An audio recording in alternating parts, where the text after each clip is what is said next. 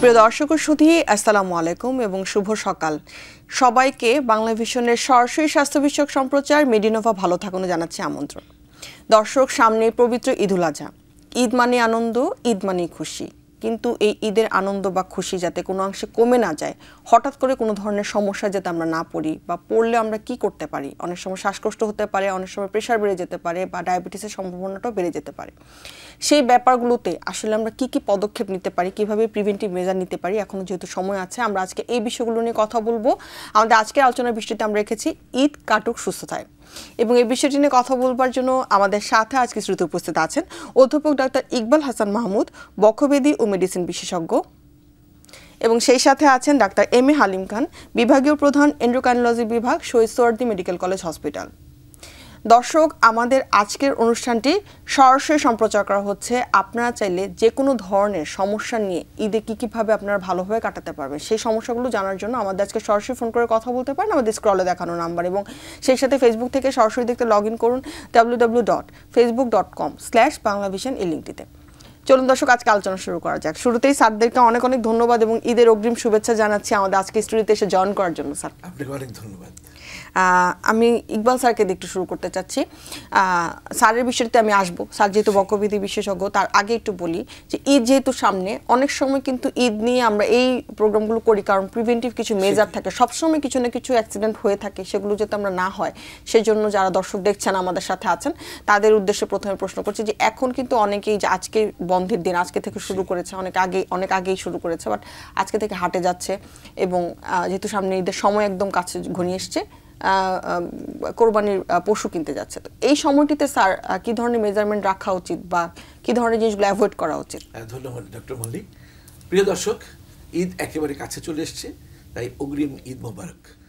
আসলে এই ঈদের অনুষঙ্গ, কোরবানির ঈদের অনুষঙ্গ হচ্ছে হাটে যাওয়া, পশু ক্রয় করা। এটা করতে গিয়ে অনেকে আমরা আনন্দিত হই, নিজেরা গরু কিনে পছন্দ করে কিনে। ওখানে গিয়ে কিন্তু কিছু সাবধানতা নিতে হবে। যেমন অনেক ধরনের লোক আসবে হাটে, যেমন বিক্রেতারা আসে, অনেক ধরনের ক্রেতারা আসে, অনেকে হয়তো জ্বরে ভুগছে, কমিউনিকেবল ডিজিজে ভুগছে। তাই সবাইকে বলবো একটি মাস্ক পরে হাটে যাবেন, যাতে করে অন্তত এই কমিউনিকেবল ডিজিজগুলোর হাত থেকে নিজে সুরক্ষিত থাকতে পারেন। আরেকটা ব্যাপার হচ্ছে যে এই যে বিভিন্ন ভুসি খাওয়ানো হয়, তারপরে বিভিন্ন রকমের যে ঘাস টাস রাখা হয়, খড়কুটো রাখা হয়, এগুলো থেকে এক ধরনের অ্যাসপারগিলাস জীবাণু এসে অনেকের নাকে ঢুকে হে ফিভারের মতো একটা খুবই জটিল একটা সমস্যা করতে পারে। ঈদের আনন্দটাই হয়তো নষ্ট হয়ে যাবে। সেজন্য সবাইকে অ্যালার্ট থাকতে হবে, সচেতন থাকতে হবে, যাতে করে ঈদের হাটে গিয়ে কোনো রকমের তারপরে একটা দুর্ঘটনার একটা থাকতে পারে, চান্স থাকতে পারে, যে সেখানে দেখা যাবে যে অনেক সময় অনেক গরু খুব একেবারে পাগলাটে টাইপের থাকে, হয়তো একটা গুঁতো দিয়ে দিল, নিজেকে একটু বাঁচিয়ে রাখতে হবে, চলতে হবে। আরেকটা ব্যাপার হচ্ছে যে ঈদের হাটের তো একটা ব্যাপার আছে, দেখা যায় আবার এই এখন ঘরে ফেরার একটা যে তাগাদা আছে মানুষের, একেবারে বাসের উপচে পড়া ভিড়, ট্রেনে উপচে পড়া ভিড়, এতে করে কিন্তু অনেক দুর্ঘটনা ঘটতে পারে। এই ব্যাপারগুলো ঈদের আনন্দ যাতে নষ্ট না করে, এই জন্য সতর্ক থাকতে হবে। এবং এই মাংস খেয়ে, এগুলো আলোচনা আসবে, মাংস খেয়ে অনেক রকমের বিপত্তি ঘটতে পারে। সেজন্য যাত্রাপথে এবং যে অনেকে কিন্তু বেশিরভাগ লোকই কিন্তু এই কোরবানির ঈদটা দেশে পালন করে, রোজার ঈদটা হয়তো ঢাকায় থাকে, কিন্তু কোরবানিটা দেশে পালন করে। বিভিন্ন ধরনের পেটের পীড়া হতে পারে, অনেক কিছু হতে পারে। অ্যাটলিস্ট একটা মেডিসিন বক্স, এমার্জেন্সি বক্স একটা ক্যারি করবেন, যাদের উচ্চ রক্তচাপ আছে, যাদের ডায়াবেটিস আছে, ইভেন লুজ মোশন পর্যন্ত হতে পারে। কয়েক প্যাকেট ওর স্যালাইন নিয়ে গেলেন সঙ্গে, যাতে করে, কারণ ওষুধের দোকান সব বন্ধ থাকবে, হাতের কাছে পাবেন না, সব ব্যাকআপটা রাখতে হবে। পেটে ব্যথা, তীব্র পেটে ব্যথা হতে পারে, পেটে ব্যথার ওষুধ কিছু নিয়ে যেতে পারেন, কিছু মেট্রোনিডাজল নিয়ে গেলেন, এই ধরনের ওষুধপত্র একটা বক্স করে, ফার্স্ট এড বক্সের মতো করে। তারপরে অনেকে মাংস কাটতে গিয়ে হাত কেটে যেতে পারে, এই জন্য ইলাস্টোপ্লাস্ট সঙ্গে নিয়ে গেলেন। এই অ্যান্টিসেপটিক মেজার এগুলো কিন্তু সব বজায় রাখতে হবে। আমি এই ব্যাপারটাতে আবার আসবো স্যার, তার আগে একটু হালিম স্যারের কাছে আসি। যে খুব কমন একটি বিষয় বাংলাদেশের প্রেক্ষাপটে যদি আমরা বলি যে ডায়াবেটিসের সমস্যা এবং প্রেশারের সমস্যা ঈদের সময়টাতে বিশেষ করে কোরবানিটা কিন্তু আসলে আমরা খাওয়ার উপরেই বেশি ফোকাসড, এবং গরুর মাংস খাওয়ার একটা ব্যাপার থাকে বা খাসির মাংস খাওয়ার ব্যাপার থাকে। এই সময়টাতে অনেক সময় দেখা যায় যে বাড়িতে গেল বা যারা বাসাতে ঈদ করছেন খাওয়ার পর হঠাৎ করে মেপে দেখছেন যে 16 হয়ে গেছে বা তার বেশি। এই জায়গাটি থেকে স্যার কি করা উচিত, এই সময়টাতে আসলে কি করা উচিত? হ্যাঁ, ব্লাড সুগার 16 এটা আমি ঈদের সময় যদি বেশি হয় তাহলে একভাবে আমি বিশ্লেষণ করব, আর অন্য সময় বেশি হলে আরেকভাবে বিশ্লেষণ করব। ধরেন ব্লাড সুগার 16, তো আমরা ঈদের সময় যদি হয়ে থাকে বাড়িতে গ্লুকোমিটার দিয়ে, তাহলে এটি হতে পারে যে ওভার ইটিং এর জন্য অনেক বেশি করে খেয়েছেন, এটি একটি বিষয়। আরেকটা হলো যে ওই সময় আসলে আমরা এতটাই খুশিতে থাকি যে আমাদের ওষুধগুলো মানে ঢাকা থেকে বা অন্য শহর থেকে বাড়িতে যাওয়ার সময় নিতে ভুলে গেছি, অথবা ইনসুলিন নিতে ভুলে গেছি, অথবা ইনসুলিন নিয়ে যে আমি রেখেছি দেওয়া হয়নি, অথবা এমনও হতে পারে যে আমি ইনসুলিন যে ফ্রিজে রেখেছি হয়তো 12 ঘন্টা কারেন্ট নেই, ইনসুলিনের কার্যকারিতা নষ্ট হয়ে যেতে পারে। সময় মতো ওষুধগুলো খাওয়া, সময় মতো এবং সঠিক নিয়মে ইনসুলিন নেওয়া, এটি একটি গুরুত্বপূর্ণ বিষয়, এই ব্লাড সুগার যাতে আমরা কন্ট্রোল রাখতে পারি। আর যদি এগুলো যদি না করি তাহলে ব্লাড সুগার বাড়তে পারে। আর অন্য সময় যদি ধরেন যে ঢাকা শহরে একজন আমি পাইলাম যে ব্লাড সুগার 16, তাহলে এইটিকে বিশ্লেষণ নানাভাবে আমরা করতে পারি। ব্লাড সুগার 16 মানে আনকন্ট্রোল নাও হতে পারে। কেমন ভাবে না হতে পারে? আমাদের কাছে যে পেশেন্টরা আসেন অনেক সময় দেখা যায় যে উনি হয়তো ডাক্তার বলেছেন যে খাওয়ার আগে এবং খাওয়ার পরে ব্লাড সুগার পরীক্ষা করবেন, তো উনি হয়তো খাওয়ার আগে পরীক্ষা মানে দিয়েছেন, রক্ত দিয়েছেন, এবং খাওয়ার আগে যদি তার ইনসুলিন নেওয়ার কথা, হয়তো 30 ইউনিট ইনসুলিন বা অনেক পাওয়ারফুল একটা ট্যাবলেট খাওয়ার কথা, এটি তিনি খাননি, না খেয়ে তিনি আসলে 2 ঘন্টা পরে আবার পরীক্ষা করতে দিয়েছেন, খাওয়ার 2 ঘন্টা পরে। এতে করে দেখা যায় তার ব্লাড সুগার কিন্তু অনেক বেশি আসতে পারে। তাহলে এই যে ব্লাড সুগার 16 আসলো খাওয়ার 2 ঘন্টা পরে, এটি কিন্তু তার ইনসুলিন না নেওয়ার জন্য বা একটা পাওয়ারফুল ট্যাবলেট না খাওয়ার জন্য। কিন্তু এই 16কে যদি আমি বিশ্লেষণ করি তখন মনে হবে যে এটি কিন্তু অনেক বেশি ব্লাড সুগার, এবং আমরা অনেক সময় ট্যাবলেট বা ইনসুলিনের ডোজ পরিবর্তন করে দিই, এটি হতে পারে।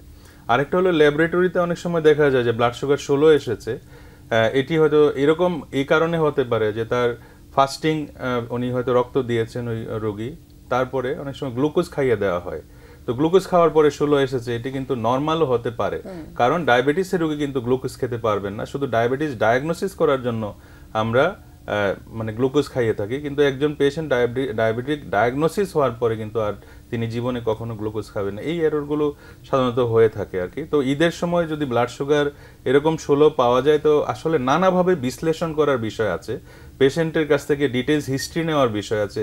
একটি রিপোর্টের পিছনে অনেক গল্প থাকে, এই গল্পটিকেও জানতে হবে। শুধুমাত্র একটি রিপোর্ট দেখে আমরা চিকিৎসা দিয়ে দেব সেটা কিন্তু এক্ষেত্রে যদি স্যার বিষয়টা এরকম হয় যে ওভার ইটিং এর কারণে হলো, বা ঈদের সময় আসলে বেশি খাওয়া হয়ে গেছে তার, বা এটা একটা বিষয়, এটা হতে পারে যে সে ওষুধ নিতেও ভুলে গেছিল, সেক্ষেত্রে দুইভাবে স্যার আমরা যদি ঈদের সময়টাতে আসলে ম্যানেজ করতে যাই সেটা কিভাবে করতে পারি? সেক্ষেত্রে তো অবশ্যই আমরা বললাম যে স্যার একটু আগে বলেছেন যে আমাদের যে ক্রনিক ডিজিজ যেগুলো আছে, সেটি যে ডিজিজই হয়ে থাকুক, যেটির জন্য আমাদেরকে সবসময় ওষুধ খেতে হয়, সারা জীবন ওষুধ খেতে হবে, ডাক্তার বলে দিয়েছেন, সেগুলো আমরা বক্সে করে বাড়িতে নিয়ে যাব এবং সঠিক নিয়মে সঠিক সময়ে ওই ওষুধগুলো সেবন করব। আর খাবার দাবারের ক্ষেত্রে ডায়াবেটিসের রোগীদেরকে আমরা তো বলি যে অল্প অল্প করে বারে বারে খাবেন, একসাথে অনেক বেশি খেয়ে ফেলা এটি উচিত হবে না। আবার দেখা যাবে যে খাবারের সাথে সবজি, অনেক সময় আমরা কোরবানির সময় এত বেশি মাংসের আধিক্য থাকে যে আমরা শুধু মাংসই খেতে থাকি। এই মাংস অনেক বেশি খেলে ব্লাড সুগার যেমন বাড়ার সম্ভাবনা রয়েছে, সাথে কিন্তু উচ্চ রক্তচাপও বাড়ার সম্ভাবনা রয়েছে, কারণ মাংসের মধ্যে অনেক লবণ থাকে, তরকারির ঝোলের মধ্যে অনেক লবণ থাকে। এই লবণটা যখন আমরা বেশি করে খাবো তখন কিন্তু আমাদের প্রেসার বাড়ারও সম্ভাবনা থেকে যায়। স্যার এই জায়গাটাতে আবার আসবো প্রেসারের বিষয়টিতে। আমি একটু ইকবাল স্যারের কাছে আবার আসছি। স্যার একটা কথা বলছিলেন যে হঠাৎ করে যখন সাডেন এক্সপোজার গুলোতে আমাদের হে ফিভার বাড়ে, এবং সেই সাথে কিন্তু আরেকটা ব্যাপার হচ্ছে যে অনেক সময় শ্বাসকষ্টের সমস্যাটা হয়ে থাকে, অ্যাজমার মানে ব্রঙ্কিয়াল অ্যাজমার যে উদ্রেককারী বিষয়গুলো তখন বেশি থাকে। কি বিষয়গুলো আসলে তখন খেয়াল করা উচিত? ঠিকই বলেছেন। এই ঈদে তো অনেক রকমের বাহারি খাবার থাকে, শুধু যে গরুর মাংস খাসির মাংস থাকছে তা না, চিংড়ি মাছ থাকছে, বা বিভিন্ন গৃহিণীরা অনেক রকমের আইটেম তৈরি করে। এখন কারো কারো দেখা যাচ্ছে চিংড়ি মাছে অ্যালার্জি আছে, গরুর মাংসে অ্যালার্জি আছে, বেগুনে অ্যালার্জি আছে। তো বেশিরভাগ ক্ষেত্রে আমরা দেখেছি গরুর মাংস, চিংড়ি এগুলিতে অ্যালার্জি হয় এবং শ্বাসকষ্ট শুরু হয়ে যায়, এবং ব্রঙ্কিয়াল অ্যাজমার একটা ট্রিগার ফ্যাক্টর এগুলো। তো এই ব্যাপারগুলো লক্ষ্য রাখতে হবে। যাদের এই অ্যালার্জিক টু বিফ, তাদের বিফ অ্যাভয়েড করা ভালো। তারা হয়তো খাসির মাংস খেলো বা মুরগির মাংস খেলো, লোভকে সম্বরণ করতে হবে। আর যেটা ডক্টর হালিম খান তো ডায়াবেটিক স্পেশালিস্ট, তো এই ডায়াবেটিসের বড় কারণ হচ্ছে যে চোখের লোভ। একেবারে দেখা যাচ্ছে যে এক নাগারে, যে সবাই, সব ডায়াবেটিক নন ডায়াবেটিক সবাই এক নাগারে মাংস খেয়েই যাচ্ছে, 2 বেলা 3 বেলা করে মাংস। রান্না বান্নার আইটেমটাই থাকে হচ্ছে সারাক্ষণ মাংসের বিভিন্ন রকমের আইটেম, ভেজিটেবল বা এগুলো থাকছে না। কিন্তু মাঝে মাঝে এক বেলা খেলাম হয়তো মাংস, একটু অল্প করি, তারপরে সবজি খেলাম আরেক বেলা, এরকম যদি ভাগ করে খাই। কনস্টিপেশন একটা বড় ফ্যাক্টর। যারা কন্টিনিউয়াস বিফ খায় গরু মাংস, তাদের পাইলসের সমস্যা ভুগছে, কনস্টিপেশনের সমস্যায় ভুগছে, এবং এদের এই জন্য সবজি মাঝে মাঝে খেতে হবে, শাক খেতে হবে মাঝে মাঝে, এগুলো লক্ষ্য রাখতে হবে। এবং এই যে দেখা যায় যে মানুষ, এগুলো তো স্যাচুরেটেড ফ্যাট, আপনার অনেকে চর্বি ফেলে না, চর্বি সহই একেবারে চুলোতে বসিয়ে দেয়। এই চর্বিটা যদি ফেলে দেন, চর্বিটা ফেলে দিয়ে শুধু একেবারে রেড কালার মিটটা, এটাও কিছুটা তো অন্তত কিছুটা আপনাকে স্বাস্থ্যের জন্য কিছুটা উপকারী হতে পারে। আর যাদের অনেকে আছে একটু কাবাব বানিয়ে খান, চর্বিগুলো ঝরে পড়ে যাচ্ছে, এভাবেও খেতে পারেন। আমাদের শিক্ষক প্রফেসর বি চৌধুরী সাহেব একটু কথা বলেছিলেন যে মাংসটা প্রথমে একটু বসিয়ে, চুলাতে বসিয়ে চর্বিগুলো যখন ঝরে পড়বে তারপর আবার দরকার হলে রান্না করুন। অর্থাৎ চর্বিটা হচ্ছে খুবই একটা খারাপ জিনিস। সেটা যেমন মানে উচ্চ রক্তচাপকে বাড়িয়ে দিচ্ছে, ডায়াবেটিস টাইপ 2কে বাড়িয়ে দিচ্ছে বা হয়ে যাচ্ছে, এবং হার্টেরও বিভিন্ন রকমের রোগ তৈরি হতে পারে যেহেতু এটা স্যাচুরেটেড ফ্যাট। সেজন্য আমাদের এই ব্যাপারগুলো খুব লক্ষ্য রাখতে হবে। ডক্টর মলি বলে নেই যে সবজি আর মাংসের মধ্যে একটা ডিফারেন্স। আমি একটা উপমা দিয়ে বলি যে একটা হাতি বাঁচে 150 থেকে 200 বছর, আর একটা বাঘ বাঁচে 30 বছর মাত্র। বাঘ শুধু মাংসই খায়, আর হাতি কিন্তু মাংস জীবন, এখানে সারা জীবন সে সবজি খেয়ে যাচ্ছে। সবজিটার উপরে বেশি গুরুত্ব দিতে হবে। এখানে একটা ব্যাপার হচ্ছে, অনেক সময় দেখা যায় অ্যাজমার কথাটা যে আসলাম, অ্যাজমার বিষয়টি যদি অ্যাটাক করে সেই সময়টাতে স্যার ওই ব্যাপারটাতে আসলে কিভাবে ম্যানেজ করতে হবে? কারণ যেহেতু অনেক সময় ডক্টরের চেম্বার বন্ধ থাকে, হসপিটালগুলোতেও ডক্টরের সংখ্যা কম থাকে। যাদের অ্যাজমা আছে বা হঠাৎ করে গরুর মাংস খেয়ে অ্যাজমা হয়ে গেল, তো তখন তো মানে হঠাৎ ওই সেই ঈদের দিন বা ঈদের পরের দিন দেখা যাবে ওষুধের দোকান বন্ধ, ডাক্তারও সবাই ছুটিতে। তো এদের যে আমরা বলি যে একটা মন্টেলুকাস 10 মিলিগ্রাম বড়ি রোজ রাত্রে একটা খেয়ে নিবে। এটার সঙ্গে যাদের অ্যালার্জিক টু বিফ আছে বা অ্যালার্জিক টু বিভিন্ন খাবারের আছে, তারা মন্টেলুকাস 10 মিলিগ্রাম রোজ রাত্রে খেয়ে নিবে। ইনহেলার অ্যাটলিস্ট একটা ইনহেলার সঙ্গে নিয়ে যাবে, যে সালবিউটামল ইনহেলার অন্তত ঘন ঘন নিতে থাকবে। আর এখন কিন্তু নেবুলাইজার মেশিন সঙ্গে করে ক্যারি করে নিয়ে যায়, সঙ্গে নিয়ে গেল গ্রামে, যদি এরকম হয়ে যায় নেবুলাইজ করে নিল। আর ডক্সোফাইলিন বড়ি আছে 200 মিলিগ্রাম, সকালে একটা রাত্রে একটা খেয়ে নিল। এগুলো অ্যাজমা রোগীদেরকে তো আমরা শিখিয়ে দিই বিভিন্ন, আর বিশেষ করে ঈদের আগে আমি ব্যক্তিগতভাবে এগুলোকে খুবই অ্যালার্ট করি যে এই ধরনের গরু মাংস খেয়ে যদি আপনার অ্যাজমা বেড়ে যায় কি করবেন, তখন ডাক্তার পাওয়া যাবে না। আর খুব বেশি যদি হয়ে যায় তখন তো তাকে হসপিটালাইজ, সিভিয়ার অ্যাকিউট অ্যাজমা যেটা, তখন তাকে হসপিটালে নিতেই হবে। অনেক ধন্যবাদ স্যার। হালিম স্যারের কাছে একটু আসতে যাচ্ছিলাম স্যার, এই সময়টাতে অনেকের গ্যাস্ট্রিকের প্রবলেম যেটা থাকে, যে গ্যাস্ট্রাইটিস যেটা থেকে পেপটিক আলসার ডিজিজ বা যাদের গ্যাস্ট্রাইটিসের ইরোশন থাকে, এই ক্ষেত্রে স্যার তাদের ক্ষেত্রে আসলে গরুর মাংসের ক্ষেত্রে আসলে সাবধানতা কিভাবে থাকবে? কারণ আসলে এই মাংস বা কোরবানির পশুর মাংস সবাই আসলে কম বেশি খেতে চান, কিন্তু অনেকে খেয়েই দেখা যায় তাদের প্রবলেমগুলো হয়। সেক্ষেত্রে তাদের মেজারমেন্টগুলো কিরকম হওয়া উচিত? সেক্ষেত্রে মেজারমেন্টগুলো প্রথম হলো যে বাড়িতে যাওয়ার সময় অবশ্যই গ্যাসের যে ওষুধগুলো আছে সেগুলো নিতে হবে। যারা নিয়মিত এই গ্যাসের ওষুধ খান তারা এটি সেবন করবেন। অ্যান্টাসিড সিরাপ পাওয়া যায় বাজারে, সেগুলো কিন্তু সেবন করলে ভালো কাজ করে। এই মেজারগুলো নিতে হবে। গরুর মাংস বা চর্বিযুক্ত খাবার খেলে কিন্তু আবার ওই যাদের গলব্লাডার স্টোন আছে তাদের কিন্তু অনেক সময় ব্যথা হতে পারে আর কি। তো সেক্ষেত্রে আমাদের সাবধানতা অবলম্বন করতে হবে। যেই জন্যই বললাম যে একসাথে অনেক বেশি মাংস না খাওয়া, অনেক চর্বি না খাওয়া, সেদিকে আমাদের খেয়াল রাখতে হবে। অনেক ধন্যবাদ স্যার। এখানে একটা কথা আছে, স্যার বলছিলেন কথাটা যে গরুর মাংসের অ্যালার্জির একটা প্রবলেম থাকে, অনেক সময় দেখা যায় অ্যাকুট অ্যাটাক হয়ে যায়, কারণ কি অনেক বেশি মাত্রায় খাওয়া হচ্ছে অন্য কিছুর সাথে। এক্ষেত্রে স্যার কিছু অ্যাড করতে চান কিনা? হ্যাঁ, এক্ষেত্রে স্যার বলতে হবে যে প্রথম কথা হলো যে স্যার বললেন যে আমাদের ওষুধগুলো সাথে করে নিয়ে যেতে হবে। গরুর মাংসে অ্যালার্জি অনেকেরই আছে, সেক্ষেত্রে আমরা যদি গরু মাংস খাওয়ার আগে কিছু মেজার নিই, যেমন স্যার বললেন যে এটা মন্টিলুকাস আমরা খেয়ে ফেলতে পারি, একটা অ্যালার্জির অ্যান্টিহিস্টামিন যে কোনো একটা ট্যাবলেট খেয়ে ফেলতে পারি, এগুলো হলো প্রিভেন্টিভ মেজার। তবে কারো যদি খুব একুট সিভিয়ার অ্যাটাক হয় সেক্ষেত্রে আমাদের স্টেরয়েড জাতীয় ওষুধ দেওয়ার দরকার হতে পারে, তবে সেটি অবশ্যই চিকিৎসকের পরামর্শক্রমে দিতে হবে আর কি। অনেক ধন্যবাদ স্যার। চর্বি কাটার ব্যাপারে আমি আরেকটু জিনিস বলি যে প্রথম হলো চর্বিটাকে আমরা কিভাবে অ্যাভয়েড করতে পারি। চর্বিটাকে অ্যাভয়েড করার নানা কারণই আসলে দরকার। ডায়াবেটিসের জন্য যতটুকু দরকার, হার্টের রোগী যারা তাদের জন্য আরো বেশি গুরুত্বপূর্ণ। কিডনিতে যাদের সমস্যা আছে, ডায়াবেটিসের বিরাট একটা অংশ রোগী কিন্তু কিডনি রোগে আক্রান্ত, তাদের ক্ষেত্রেও কিন্তু এই মাংস খাওয়ার ক্ষেত্রে সতর্কতা অবলম্বন করতে হবে, চর্বি খাওয়ার ক্ষেত্রে সতর্কতা অবলম্বন করতে হবে। এই জন্যে যে কিডনি রোগ থাকলে কিন্তু এমনিতেই চর্বি বেড়ে যায়। সেক্ষেত্রে আপনি এক্সট্রা চর্বি যদি আবার বেশি করে খান, সেক্ষেত্রে তার কিন্তু হার্টের এবং কার্ডিওভাস্কুলার ডিজিজ হওয়ার সম্ভাবনাটা বেড়ে যায়। তো চর্বি কাটার বা চর্বিকে বাদ দেওয়ার কয়েকটা স্টেপ আছে আসলে।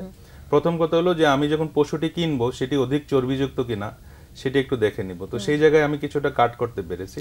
তারপরে যখন কাটা হবে, কাটার পরে যে চর্বিগুলো আমি ফেলে দিই, ঠিক আছে? তো চর্বিটা আমি রাখবো না আর কি। আরেকটা হলো যে যখন রান্না করা হবে তখনও এই যে স্যার যেটা বললেন, ওই প্রসিডিউরটাতে আমরা চর্বিটাকে দূরে রাখার চেষ্টা করব। খাওয়ার সময় যদি আমার পাতে চলে আসে যে চর্বিটা, সেক্ষেত্রে আমি চর্বিটা বাদ দিয়ে মাংসটা খাওয়ার চেষ্টা করব। আর যাদের কিডনিতে সমস্যা আছে, হার্টের সমস্যা আছে এবং উচ্চ রক্তচাপ আছে, তারা কিন্তু পরিমিত খাবো। আমি বলছি না যে তারা মাংস খাবেন না, সেটা কিন্তু বলা হচ্ছে না, বাট পরিমিতি বোধটা আমাদের মধ্যে থাকলে আমরা মনে ভালো থাকতে পারবো, সুস্থ থাকতে পারবো। অনেক ধন্যবাদ স্যার। এখানে একটা কথা স্যার বলতে চাচ্ছিলাম, স্যার বলছিলেন যে প্রেশার হঠাৎ করে বেড়ে যায়, এরকম অনেক হিস্ট্রি থাকে যে আগে প্রেশার ওষুধ খেতেন কিন্তু প্রেশার ঠিক আছে অনেক দিন ধরে খাচ্ছেন না, কিন্তু তাদের দেখা যায় যে এই মানে কোরবানিদের সময় বা এই ধরনের মাংস খাওয়ার পর আরো বেড়ে যাচ্ছে। তো এই ধরনের হিস্ট্রি যাদের আছে প্লাস প্রেশারের রোগী যারা, তাদের আসলে কি চিন্তা ভাবনা থাকা উচিত বা কি ধরনের মেজারমেন্টগুলো নিয়ে রাখা উচিত? আমরা সবসময় বলি যারা উচ্চ রক্তচাপে ভুগছেন বা হাই ব্লাড প্রেশারে ভুগছেন, তাদের তো সবসময় প্রেশার ওষুধ খেয়ে যেতে হবে। যদি খুব বেশি কমে যায়, চিকিৎসকের পরামর্শ অনুযায়ী সেই ডোজটাকে উনি ঠিক করবেন, কিন্তু প্রেশার ওষুধ বন্ধ করা যাবে না। কারণ এই প্রেশার অনেক বছর যদি প্রলম্বিত হয়ে থাকে তাহলে কিডনির ব্যাপক ক্ষতি হতে পারে।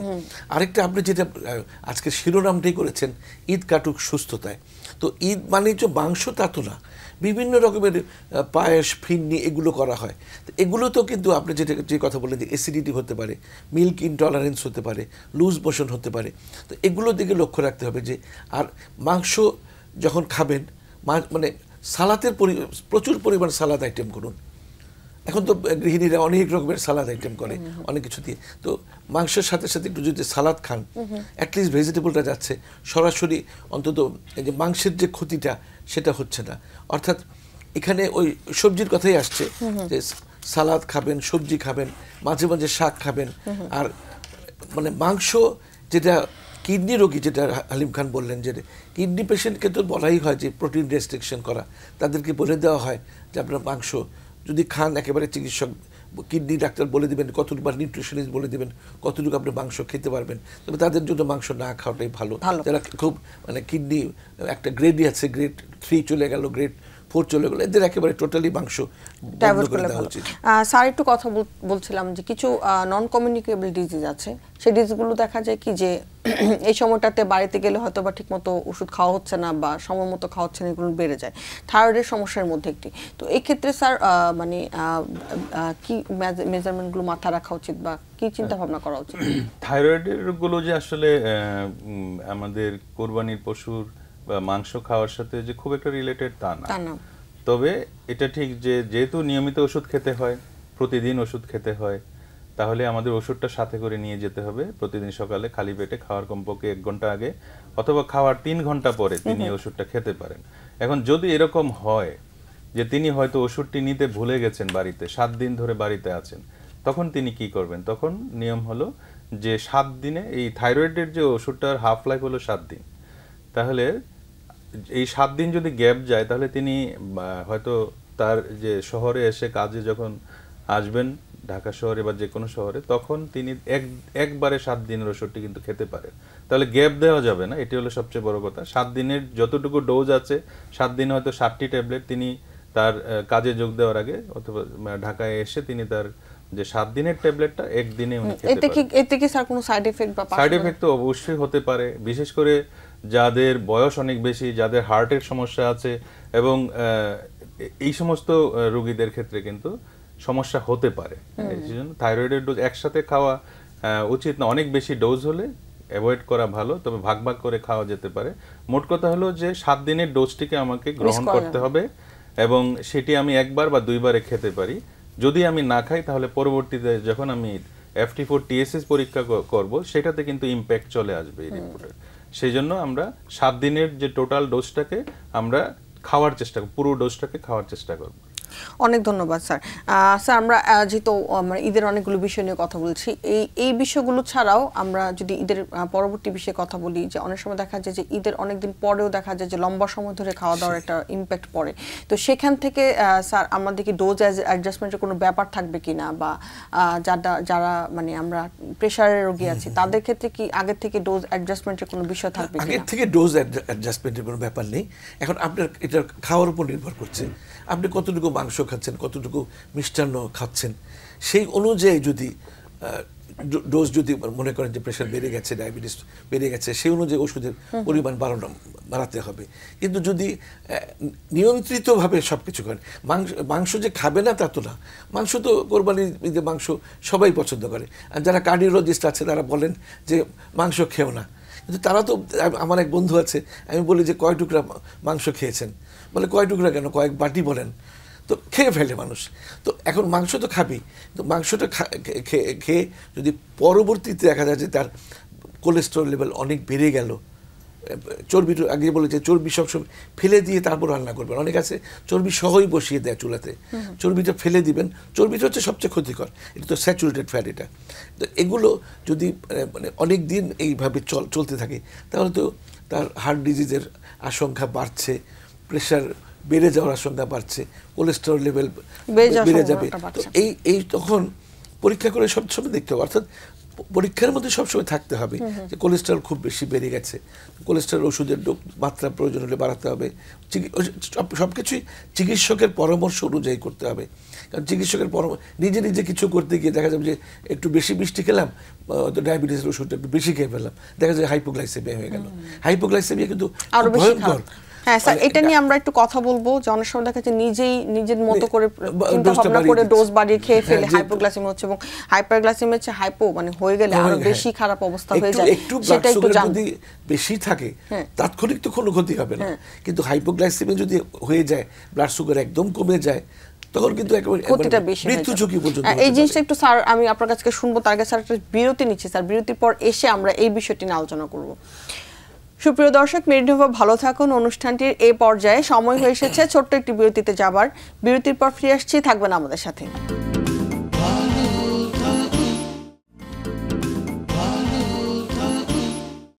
সুপ্রিয় দর্শক, বিরতি শেষে আবারও ফিরে এলাম মেডিনোভা ভালো থাকুন অনুষ্ঠানটিতে। আজকে আমরা কথা বলছিলাম ঈদের বিভিন্ন বিষয়গুলো নিয়ে। আমাদের আজকে বিষয়টি ছিল ঈদ কাটুক সুস্থতায়। দর্শক অনেকেই এরকমটা করেন যে যাদের ডায়াবেটিসের সমস্যা আছে তারা আগে থেকে জানেন যে আমরা খাবার দাবার বেশি খেয়ে ফেলে, আমরা ওষুধটাকে একটু বাড়িয়ে খেলে মনে হয় ঠিক হবে। এই বিষয়টি নিয়ে আমরা জানবো। তার আগে একটা ফোন আছে, আমরা ফোনটি নিচ্ছি। জি হ্যালো দর্শক, আপনার নাম বলে প্রশ্নটি করুন। আমার নাম মোহাম্মদ ফজল ইসলাম। জি আমরা শুনতে পাচ্ছি দর্শক, আপনার প্রশ্নটি করুন। জি মেহেরপুর থেকে বলছি। আমার বয়স ৫৭ বছর। আমার ডায়াবেটিস আছে, প্রেশার আছে, কোলেস্টেরল আছে, ধূমপান করি না, ওজন ৬৩ কেজি।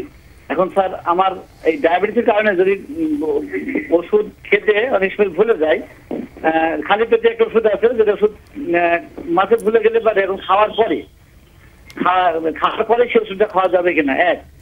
আর ঈদের সময় একটু খাওয়া দাওয়া বেশি হতে পারে, যেহেতু প্রেশারও আছে, সেই ক্ষেত্রে যদি প্রেশার একটু তারতম্য ঘটে, একটু বেড়েই যায়, তখন প্রেশারের ডোজটাকে আমি কিভাবে অ্যাডজাস্ট করবো? এই স্যার মূলত আমি মেন প্রশ্ন স্যার। জি স্যার, ইকবাল স্যারকে আমি একটু রিকোয়েস্ট করবো স্যার,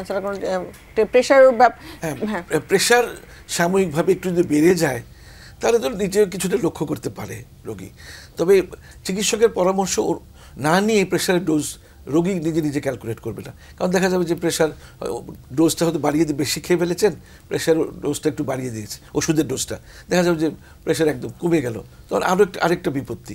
তো ডোজটা যেটা আছে সেটাই চলুক, মানে খাদ্য নিয়ন্ত্রণটাই, খাদ্যের ব্যাপারে সচেতনতাটাই সবচেয়ে বড়। স্যার আমি একটু আপনাকে অ্যাড করতে চাচ্ছিলাম, ডায়াবেটিসের একটা প্রশ্ন ছিল তার। হ্যাঁ, ডায়াবেটিসের পেশেন্ট উনি যদি ওনার সুগার নিয়ন্ত্রণে থাকে উনি যদি ট্যাবলেট অথবা ইনসুলিন, ট্যাবলেট তো আসলে চেঞ্জ করার সুযোগ হয় না। ওনার যেটা প্রশ্ন ছিল যে ভুলে যদি যায় তাহলে কি খাওয়ার পরে খেতে পারবে? খাওয়ার আগে খাওয়ার পরে না, নিয়ম হলো যে খাওয়ার আগে যেটা সেটা খাওয়ার আগেই খেতে হবে, আর খাওয়ার পরে যেটা সেটা খাওয়ার পরেই খেতে হবে। এটি আমাদের ভুলে গেলে চলবে না। তবে এটা আমরা কেন আসলে কোন ওষুধ আছে ইনসুলিন তৈরি করে, এগুলো খাওয়ার আমরা আধা ঘন্টা বা 15 মিনিট আগে খেতে বলি, পরে খেলে সমস্যা হতে পারে। এজন্য আমাদের চেষ্টা করতে হবে যাতে খাওয়ার আগে যেটা বলা হয় সেটা যেন খাওয়ার আগেই খাই। কিছু ওষুধ আছে যে কোন ওষুধ পাচ্ছেন এটার উপর ডিপেন্ড করে। কোনো ওষুধ আছে ডায়াবেটিসের ওষুধ খাওয়ার আগেও খাওয়া যায়, খাওয়ার পরেও খাওয়া যায়, উনি কি সেটি খাচ্ছেন কিনা। হ্যাঁ, খাওয়ার আগে খাওয়ার পরে যে কোনো সময় খাওয়া যায় এমন ওষুধও কিন্তু আছে। মেটফর্মিনটা খাওয়ার পরে খাওয়াটাই, হ্যাঁ মেটফর্মিন, এটা উনি কোন ওষুধ পাচ্ছেন এটার উপর ডিপেন্ড করবে। আর কারো যদি ব্লাড সুগার লেভেল বেড়ে যায়, উনি যদি ইনসুলিন নেন সেক্ষেত্রে উনি নিজে কিন্তু অ্যাডজাস্ট করতে পারবেন। হ্যাঁ, তো ডাক্তার নিশ্চয়ই বলে দিয়েছেন সুগার যদি বেশি বাড়ে সেক্ষেত্রে 2-4 করে উনি বাড়িয়ে দিয়ে সুগারটাকে কন্ট্রোলে রাখতে পারবেন। মোট কথা হলো কোনো একটা জায়গায় তাকে অ্যাডজাস্ট করতে হবে। উনি বেশি খাচ্ছেন, হাঁটা চড়া কম হচ্ছে, মাংস বেশি খাওয়া হচ্ছে, সুগারি সাবস্টেন্স বেশি খাওয়া হচ্ছে, কোনো না কোনো জায়গায় অ্যাডজাস্ট করতে হবে। হয় তাকে একটু ফিজিক্যাল অ্যাক্টিভিটি বেশি করতে হবে, তা নাহলে ইনসুলিনের ডোজ বাড়াতে হবে, যে কোনো একটা জায়গায় কিন্তু তাকে অ্যাডজাস্ট করতে হবে, তা নাহলে কিন্তু সুগার বেড়ে যাওয়ার প্রবণতা অনেক বেশি থাকবে।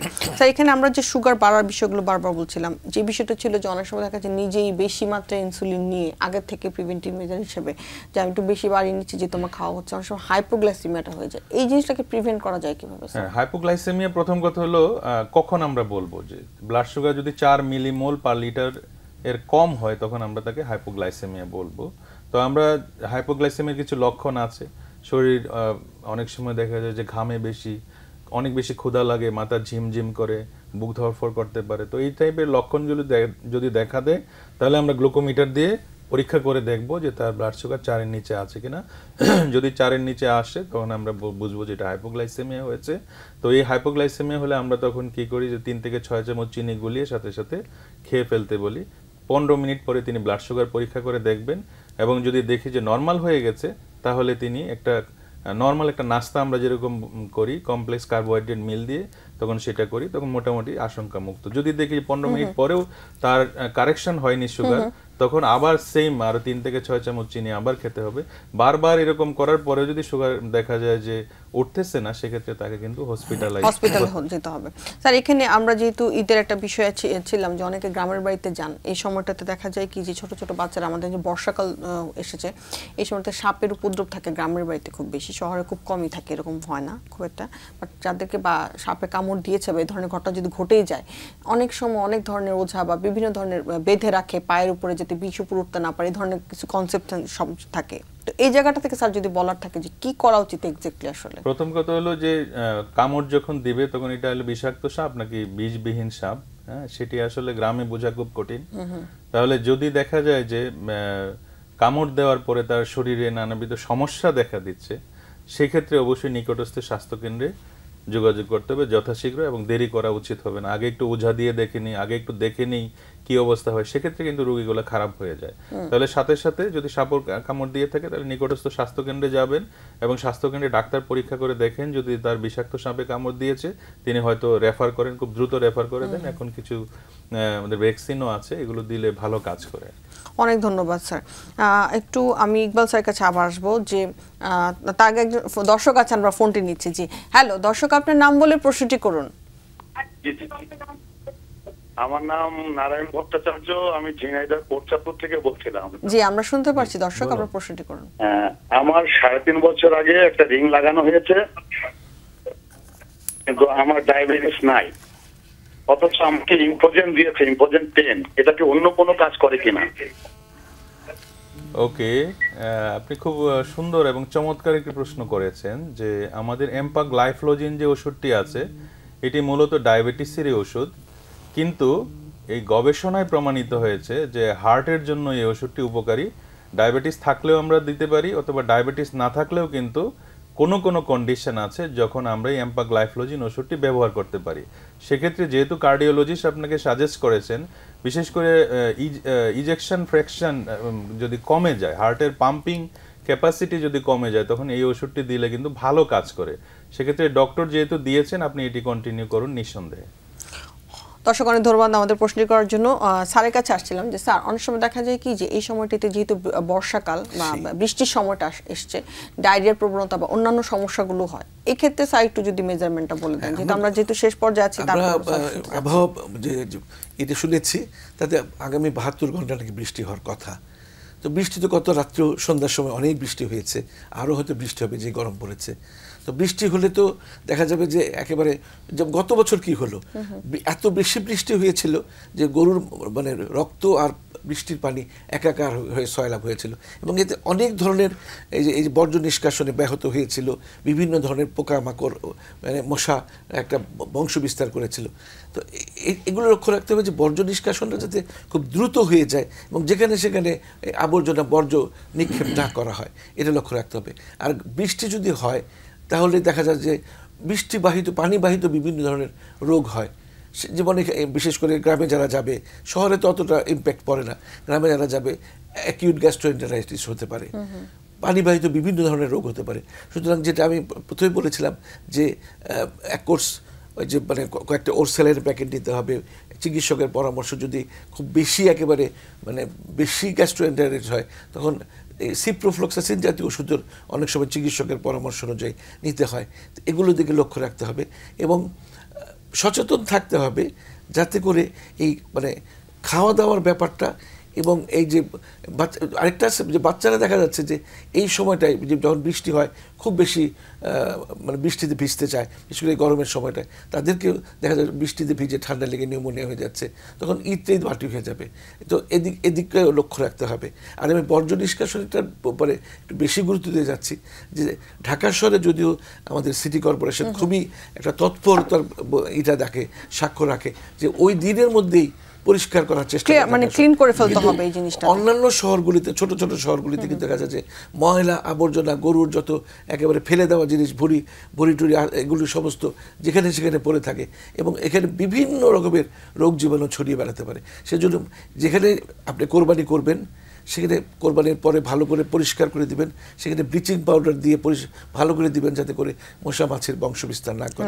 এটা লক্ষ্য রাখতে হবে। অনেক ধন্যবাদ স্যার। আমরা শেষ পর্যায়ে আছি, স্যারের কাছে একদম শেষ পরামর্শ নেব। তার আগে স্যার শেষ পরামর্শটা দেওয়ার আগে একটা যা ছোট্ট প্রশ্ন, যা খুবই বেশি মাত্রায় সফট ড্রিঙ্কস খাওয়া হয়ে যায় এই সময়, দেখা যায় খাবার খেয়ে খেয়ে সফট ড্রিঙ্ক খাচ্ছি, এটাতেও গ্লুকোজের তারতম্য হয় কিনা, এটা দিয়ে স্যার আপনার কাছ থেকে আমি শেষ পরামর্শ নিতে চাচ্ছি। হ্যাঁ, সফট ড্রিঙ্কস এবং এনার্জি ড্রিঙ্কস এগুলোর মধ্যে কিন্তু ইনস্ট্যান্ট সুগার থাকে, প্রচুর সুগার থাকে, ইনস্ট্যান্ট সুগার থাকে এবং অনেক সময় এনার্জি বাড়ানোর জন্য অনেকে এটা খেয়ে থাকেন। আসলে কোনো এনার্জি ড্রিঙ্ক আসলে এনার্জি বাড়ায় না, এবং এনার্জি বাড়ায় না তো বরঞ্চ উল্টো হতে পারে। যেমন ডায়াবেটিসের একজন পেশেন্টের ব্লাড সুগার হয়তো 16 আছে, তিনি যদি কোল্ড ড্রিঙ্কস বা এনার্জি ড্রিঙ্কস খান তখন তার ব্লাড সুগার আরো বাড়তে থাকবে এবং বাড়তে বাড়তে একসময় দেখা যাবে যে তার শক্তি বাড়ার পরিবর্তে তিনি আস্তে আস্তে দুর্বল হয়ে যাচ্ছেন। সেক্ষেত্রে খাওয়া যাবে পরিমিত, আমাদের পরিমিতি বোর্ডটা সবসময় খেয়াল রাখতে হবে। আমরা বারবার বলার চেষ্টা করেছি এবং ডায়াবেটিক পেশেন্ট যারা তাদেরকে আমরা একটি কথা বলি, রোগীরা এসে বলে যে আমি কি খেতে পারবো কি খেতে পারবো না, আমরা বলি আপনি সবই খেতে পারবেন পরিমাণ মতো, শুধু মুখে যেটা মিষ্টি লাগবে এই খাবারগুলো ছাড়া পৃথিবীর সব খাবার পরিমাণ মতো আপনি খেতে পারবেন, কোনো অসুবিধা নেই, যদি আপনার কোনো অন্য কোনো বড় কোমরবিডিটিস না থাকে। স্যার সে একদম শেষ কোনো পরামর্শ আছে কিনা স্যার, যেহেতু ঈদের আমরা ঈদ কাটুক সুস্থতা আমাদের আজকের আয়োজনটি, স্যার শেষ যদি কোনো পরামর্শ থাকে দর্শকদের উদ্দেশ্যে। হ্যাঁ, ঈদের সুস্থতার জন্য আমি বললাম যে ক্রনিক ডিজিজ যাদের আছে তারা যেন আমরা ওষুধগুলো বাড়িতে নিয়ে যাই এবং সঠিকভাবে সঠিক নিয়মে সময় মতো ওষুধগুলো সেবন করি, তাহলে আমাদের ক্রনিক যে ডিজিজগুলো আছে কিন্তু এক্সাজারবেশন হবে না, আমরা সুস্থ মতো ঈদ করতে পারবো। অনেক ধন্যবাদ।